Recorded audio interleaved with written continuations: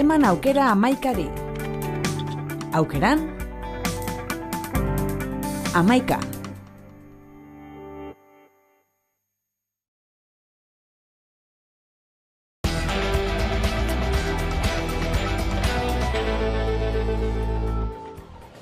Nafarroan bihartik aurrerako iragarri duten euriaren zain egoera hobetzen ari da orokorrean. Joan den astetik izaten ari diren zuten fronte nagusitako bi egonkortze bidean ari dira adierazi dute suhiltzaileen lanari esker.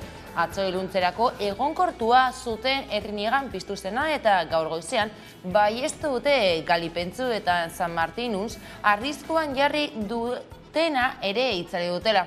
Beste hainbat piztuta daude oraindik eta ustez itzalita dauden suteak ere etengabe zaindu beharko dituztela adierazi dute.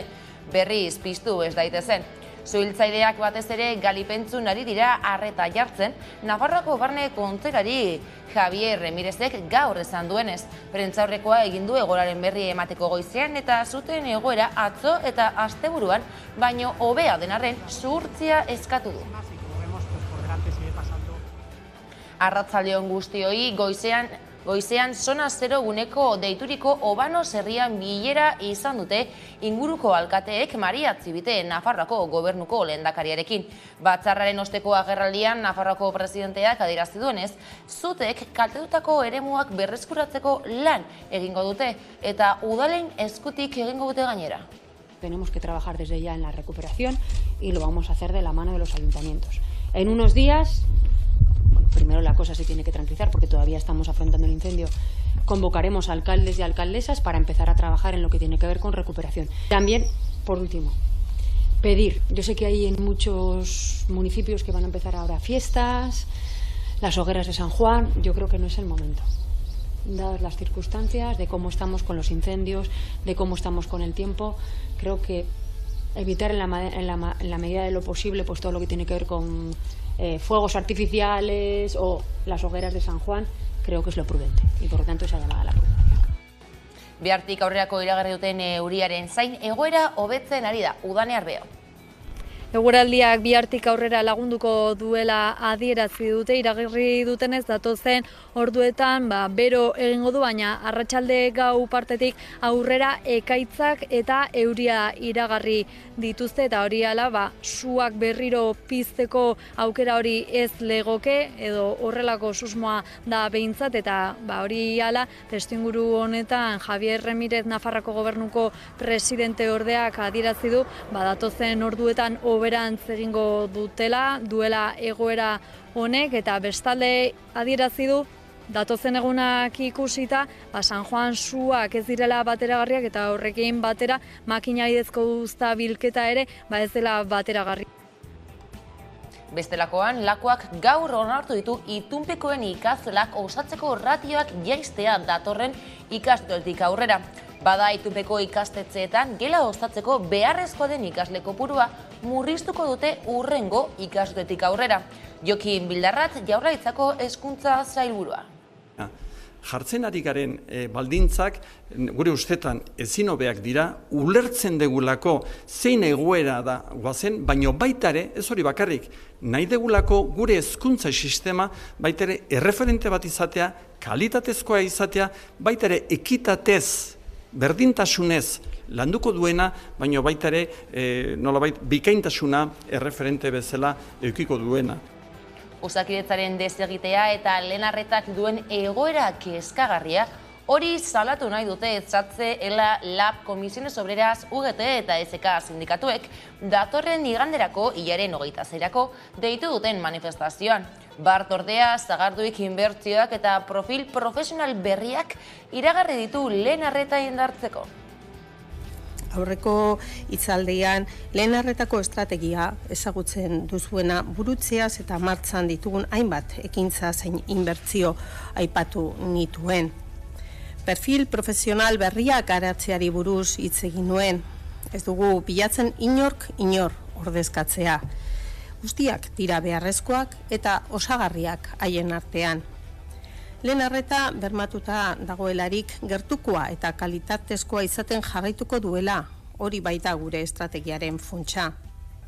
Zentro berriak egiteaz gain edota eraikinak handitzeaz gain, ia 5 milioi euro inbertituko ditugu aurten osasun zentroen irisgarraitasuna hobetzeko. Laukako albisten bueltakoekin bukatzeko, torturaren biktimei laguntzeko nazioarteko eguna baliatuta Eusko Jaurlaritzak praktika iraingarri hori arbuiatzeko aitorpen bat adostu du Gobernu Kontseiluan eta biktimei laguntzeko eta aitortzeko borondatea adierazi du. Tortura bereziki iraingarria da eta gizakiaren duintasunaren aurka egiten du. Torturaren praktika sistematikoa eta orokorra gizateriaren aurkako krimena da. Nazioarteko komunitateak espresuki gaitzetsi du praktika hori, akordio, adierazpen, ebazpen eta tresna ugariren bitartez. Torturaren biktimei laguntzeko nazioarteko eguna dela eta Eusko Jaurlaritzak bat egiten du aipamen honekin eta aldi berean berretsi egiten du torturaren aurkako kondena. Azpiegituretan berriz ezen plaza laster botako duela adierazi zuen Eibarko udalak duela 2 aste. Libre geratuko diren 5.000 metro kuadroen inguruan berdegune bat jarriko zutela iragarri zuen erakundeak. Ohar baten bidez, deigarria egin zitzaion askori erabakia. PSE alderdiak gobernatzen baitu udala eta alderdi horretako idazkari nagusieneko andueza baita, zezenketak jendaurrean defendatzen dituzten politikari banaketako bat Euskal Herrian. Baina udalak atzera egin du azken egunotan eta jarrera aldatu du Gipuzkoako hitzari esan dionez. Azaldu dutenez, planean ez dago zezen plaza botatzea. Berdegunea egiteko asmoa dagoela bai, baina horrek ez duela esan nahi zezen plaza nahitaez bota behar dela. Ekonomiako albistekin bestalde labek salatu du Confebask Euskal Autonomia Erkidegoko auzitegi nagusian etzeko langileen negoziazio kolektiborako eskubidea urratzeagatik. Ekainaren 9an Confebaskek ukatu zuen Araba, Bizkaia eta Gipuzkoako etzeko langileentzako lehen hitzarmen kolektiboa sortzeko negoziazio maila eratzea. Bestelako kontuekin hamarkada bat barkatu baino gehiago eta gero etzeko langileen eskubideak berretsi ditu Espainiako diputatuen kongresuak. Hemendik aurrera, gainerako sektoreek dituzten lan eskubideak izateko prozesua hasiko da. Leire Gallego Ela sindikatuko gizarte ekintza arduraduna. Dago oso notizi ona izan dela, eta ezin daukatu ezinbesteko urratsa izan dela eta eman beharrekoa behingoz, ez? Eta, ere errekonozitu beharra dago asko tardatu dela neurri hau jartzen, ze, azkenen OITek 189. hitzarmena 2013an aprobatu zuen, eta ordutik 35 estatuk ja onartuta zeukaten hitzarmen hori, ez? Orduan, hemen, 9 urte luze behar izan dira, Estatu Espainolean hitzarmen hori onartzeko, ez?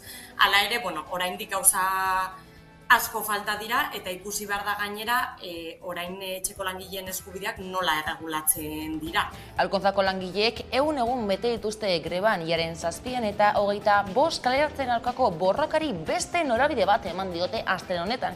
3 eguneko kanpaldia hasi baitute. Enplegua suntsitzen denean, ez da langileak zapaltzeko garaia, bidezko irtenbide bat bilatzeko garaia baizik. Eusko Jaurlaritzak gure herriaren enplegua eta etorkizuna industriala bermatuko duten industrial politikoak egin ditzan behar dugu. Horregatik, Eusko Jaurlaritzari eskatzen diogun neurri eraginkorrak har ditzala, alkontzaren enpleguaren eta etorkizunaren bermatzeko. Horregatik, ez dugu nahi auzitegi batek gure etorkizuna erabakitzea. Denbora horretan, guzti horretan, ez gara besoak gurutzatuta geratu, eta etorkizun duin baten alde borrokatzen ari gara. Eta orain... Maiatzean egindako 3 greba egunen arrakastaren ostean, Arabako metalgintzako sindikatuek beste 4 deialdi antolatu dituzte. Oraingoan, ekainaren 30an, irailaren 21an, 22an eta 23an egingo dituzte lanuzteak. Horien helburua da, SEA patronalarekin egin dituzten negoziazioak desblokeatzea. 4 urtek daramatzate sindikatuek lan hitzarmena berritzeko lanetan. Ordea, diotenez, patronalak bere horretan dihardu. Metalaz eta grebez azken berri bat, Gasteizko Mercedes-Benz lantegiko sindikatuek datorren asteazkeneko greba deialdiari eutziko diote. Hitzarmen kolektiboa adosteko negoziazio mailaren 35. bileran aurrera pauserik eman ez dela iritzita. Bien bitartean zuzendaritzak ez du begionez hartu sindikatuek grebara jo izana. Ekonomiaren eremuko euskalduntze bidean ekonomisten euskal elkargoak kontabilitate eta auditoritza hiztegi terminologiko berria aurkeztu du gaur. Ainhoa Zaitua elkargoko euskara komitetetako kidea. Urteak kontabilitate itzulpenak eta terminologia lantzen, baina orain direke pasu gehiago eman behar dira. Batzutan arauak inglesetik eta gero gaztelera aldatzen doaz, eta horrek eskatzen du gero euskaraz ere terminoak oraindik ere berriak bilatzea edo bentsat erabiltzen ditugun desberdinen artean ere konvergentzia bat, ez? Eta orduan dauzkagun zalantza horiek argitzera dator hiztegi hau. Egin nahi dugun ekarpena ekonomisten elkargoko euskara batzordetik lan eremua euskaldun alizatea. Badakigu enpresa askok erabiltzen dutela, erakunde publiko askok ere, eta horrela proiektu honetan parte hartu izan dute agente desberdinek eta benetan denontzako lana da, beharrezkoa den lan bat. Nazioartean berriz, Monika Oltra, Valentziako gobernuko presidente ordeak dimisioa eman du. Valentziako gobernuko presidente kargoa eta parlamentuko eserlekua utzi ditu bere senarrak administrazioaren zaintzapean zegoen adin txikiko bati egindako sexu abusuak eskudatuta izana egotzi eta auzipetu egin dutelako. Unkituta iragarri du dimisioa eman duela, baina azpimarratu du burua goian eta aginak zorroztuta doala. Errugabea delako. Horrez gain, Oltrak azaldu ez duela inor naik, hau guztia konpromis gobernutik botatzeko erabiltzerik eta horregatik erabaki duela dimisioa ematea. Ordea, Ukrainak babesa lortu du aste honetan Europar Batasunean sartzeko herrialde hautagaiaren estatusa lortzeko. Ukraina hautagaitzat jotzearen alde egingo du Bruselak, Kiebek erreforma garrantzitsuak egingo dituelakoan, besteak beste eremu judizialean edota korrupzioaren aurkako lanetan. Ane Irazabal, Berlin. Badaude bi irakurketa alde batetik buruzagiek ofizialki esan dutena, hau da, Dragik, Macronek eta Scholzek ofizialki adierazi dutena, Ukrainarekin daudela, Ukraina babesten jarraituko dutela, Ukrainari arma pisutsuak bidaltzen jarraituko dutela, eta beste alde batetik dago off the record aipatzen dena edo azpimarratzen dena, eta da nolabait Rusiarekin lehenago edo beranduago hitz egiteko beharra dagoela, Putinekin Zelenskik hitz egin beharko dukeela eta negoziazio horretan zer sakrifikatzeko preste egongo litzatekeen Ukraina. Momentu Zelenskik ez du horri buruz hitz egin ere egin nahi, entzun ere egin nahi, baina egoera eta gerra luzatzen ari den heinean batez ere Donbass eremuan konkretuki ezarriz, horrek esan nahi du nolabait Ukraina asko ahultzen ari dela testuinguruan eta hor Europako potentziek izango dutela presio gaitasuna, baina hori ziurrezki datozen asteetan ikusiko dugu. Bestalde, Elisabeth Borne Frantzeko lehen ministroak dimisioa aurkeztu du eta Macronek errefusatu du. Jamais l'Assemblée nationale n'a connu une telle situation sous la Ve République. Cette situation constitue un risque pour notre pays au vu des défis que nous avons à affronter, tant sur le plan national qu'à l'échelle internationale. Mais ce vote, nous devons le respecter et en tirer les conséquences. En tant que force centrale dans cette nouvelle Assemblée, nous devons assumer une responsabilité particulière. Nous travaillerons dès demain. Les sensibilités multiples devront être associés et les bons compromis bâtis afin d'agir au service de la France.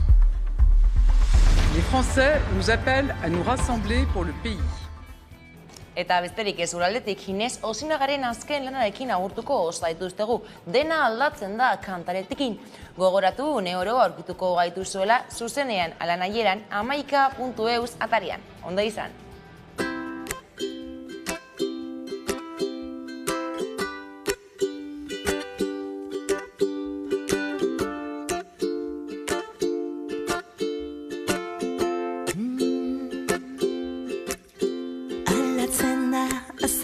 lekoa, mina ere aldatzen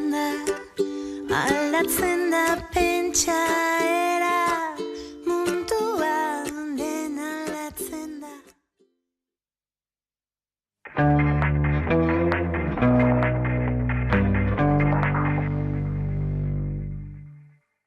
Eta egunero legez, eguneko elkarrizketari atea irekiko diogu.